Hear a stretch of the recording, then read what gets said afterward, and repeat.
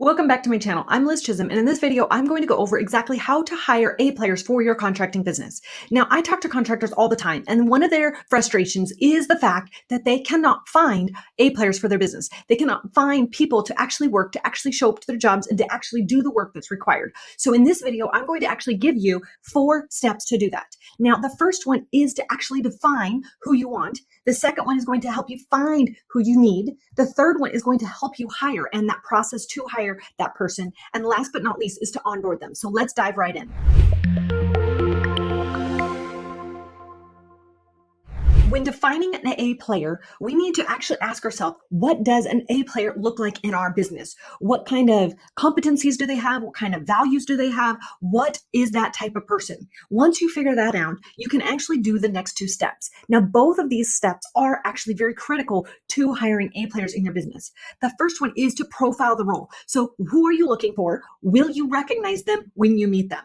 This actually helps you identify what it is that you were looking for. Similarly, when you have bought a specific type of car, all of a sudden you notice that car is everywhere. You see it on the freeways and on the streets and in your neighborhood. So when you are actually defining or profiling a specific type of person for your business, you're going to start spotting them everywhere. Oh, that's a person, that's a person, this is a person that could all be potential players or A players in your business. Now, the second thing that you want to do when you're defining your team for your business is to create a job description. Now, a job description has a lot of different components to it. The first one is you want to make sure there's a summary or some type of way for them to get a quick overview of this position. So maybe 3 sentences max of what is this position. So position summary. The next one is you want to actually define what success looks like in this position. How are you going to measure success? When you have defined this, others and the people you are hiring can actually meet those expectations. When you don't know what success looks like, it's very hard for somebody to be successful in this position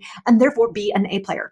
So when you actually write down what is it that you're measuring and how are you measuring that success, both you and this person you are hiring will have a much better relationship and they will actually be an asset to your business instead of a burden. Now, the next thing you need is to list responsibilities. Now, I prefer to list responsibilities over tasks because responsibilities is more of an overarching type of way of looking at something versus all the nitty-gritty details that go into that position.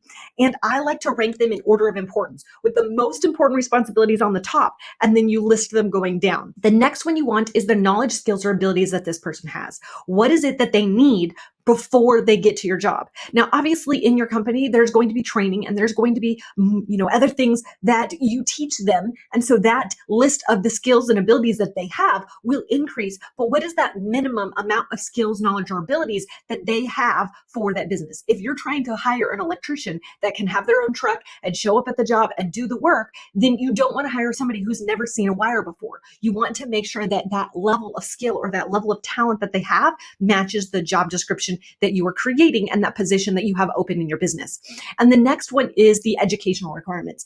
Is there something specific that they need? Some type of certificate, a piece of paper, a degree, something that says that they have what you are requiring. So those all go into a job description. Step 2, there are 4 ways to actually find your team members, to find the people that would be perfect for working in your business. Now, like I said, I talk to a lot of contractors and a lot of them have the same complaint. I can't find any good work. I can't find anybody that can be helpful. I can't find people that will actually show up on time. I can't find anybody that will actually be dressed professionally the way my company manual outlines them to dress. And therefore they just give up and do all the work themselves. Now, there are 4 ways to actually find these people that will be perfect for your business. The first one is attracting them.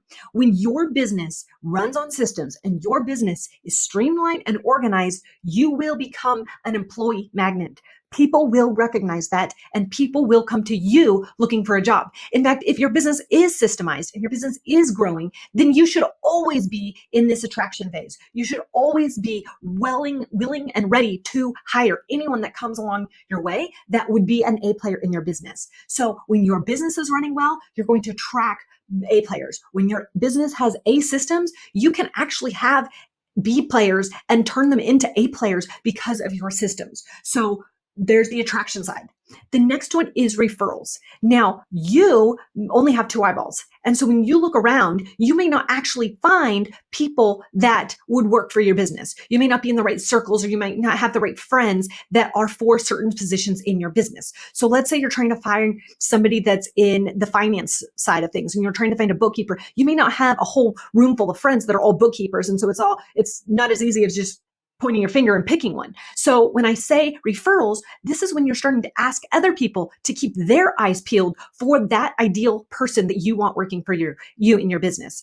So this could be your employees. You can ask your employees, hey, do you have any friends that would love to work with you here at this business? Or do you have anybody in your friend circle or your community or your church that would love working at this company? You can also ask people like, your vendors or your customers, hey, we are hiring. We are looking for this type of person. This is why step one is really important, because if you don't know who you're looking for, it's hard to ask people to find that specific person for you. So go and ask people to then broaden that circle of influence so you can actually attract more people instead of just who your eyeballs can see on a regular basis. The next one is recruiting in-house. You may have A players that are sitting right underneath your nose. They may be working in a position that you hired them for, but they may have talents and skills and abilities far beyond that position. So when you do step number 2 and you start asking your employees, hey, do you know of anybody who has these skills and abilities or these expertise that could fill this position? Somebody in your team may be like, hey, that's me. I can do that. I know how to do that. Can I apply for the job? And so you can actually recruit internally and then fill their position with somebody else. And so this is a really good way to grow your team and to actually have your employees grow with you instead of staying stagnant in a job that they're not maximizing their talent, skills, and abilities. Another one that goes along with this one is to actually post on job searches. So Monster, Indeed, LinkedIn, all of these different types of places, you can physically do the advertising yourself and use those platforms to be your eyeballs and look for somebody. Now, last but not least is using recruiting agencies or headhunting agencies. Now, this has worked for some people, but from my experience is not the best way to hire people because they don't know the values that you have in your business. And so it's harder for them to actually hire people that would fit within your business. But it is an option, and I do know it works sometimes. Now, let's move on to step number 3. Step number 3 is the hiring process. So what do you do from finding this person to actually having them in your company? What is that process and everything in between? So the first one is you need to make it clear on how to apply. You need to have a job description and use it. You need to conduct at least 2 interviews, and we'll get into this a little bit more. You need to talk more than you listen, and you need to ask for references. This all goes into the hiring process, but we're going to break it down a little bit more so you're not just overwhelmed at this entire process in 5 bullet points. The first one is making it clear on how to hire. So what is required to apply?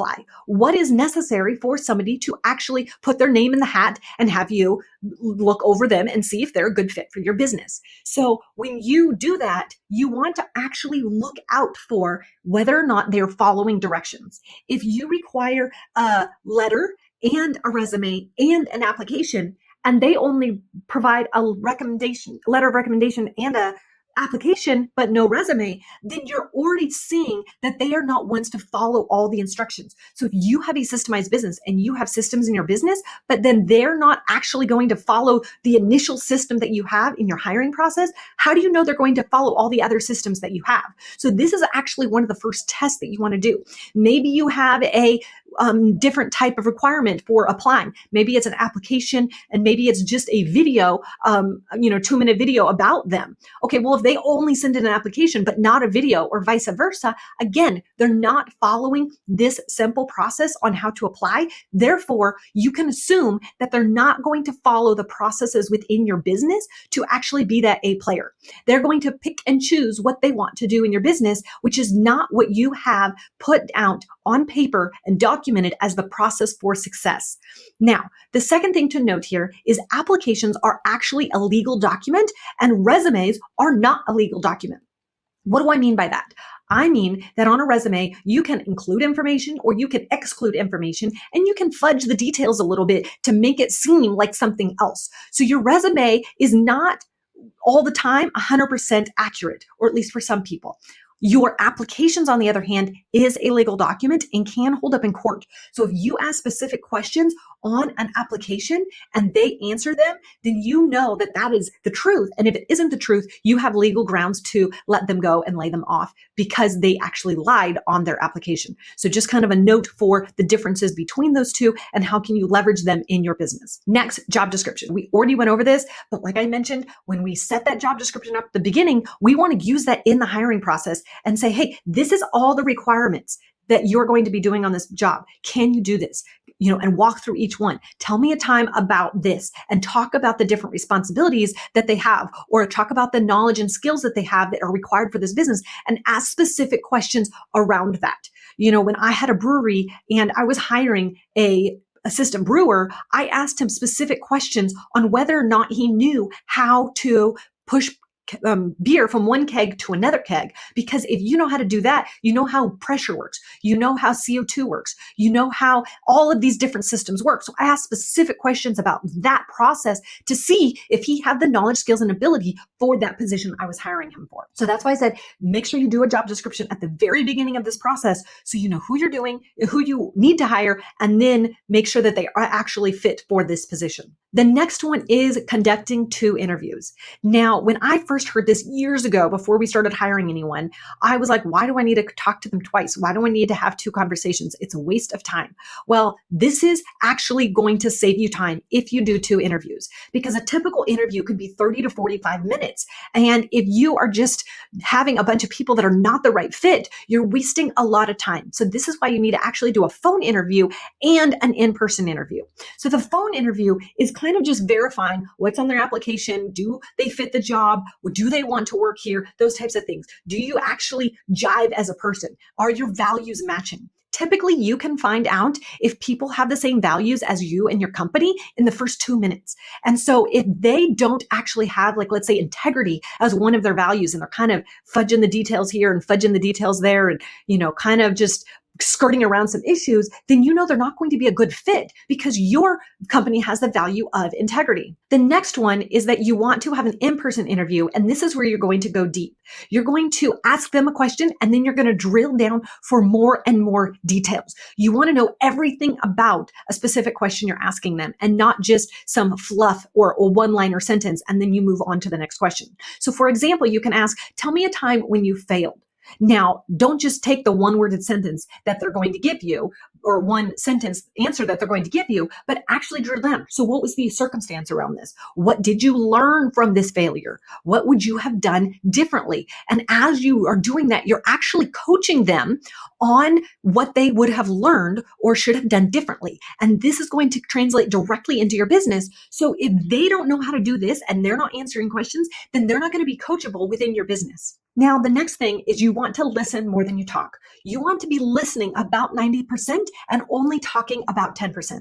This means that you want to listen for values, for goals, for growth mindset, for behaviors, for history, because history repeats itself. So as you ask them these questions, you want to see, is there a pattern here that I'm seeing? And I don't want that pattern to continue in my own business. And then the next thing you want to listen for is victim language. Victims never work well in a company. They are not A players. Now, there can be victim mentality that you have learned from, and then you no longer have that victim mentality. But if people are constantly blaming other people and just, saying, I'm the victim and all this victim language, that they are not going to be the right fit for your business, and they're actually going to pull your business down versus build it up. And ask for references. Now, if you're hiring for an entry-level job and they're not going to be dealing with money or be the face of the company, probably not necessary. But if they're dealing with money, if they're dealing, as the face of the company, as a sales position, then you definitely want to ask for references, and not just 2 or 3, but 15 references on minimum. You want to see who they know now, who they knew in the past, how long their longest friendship is,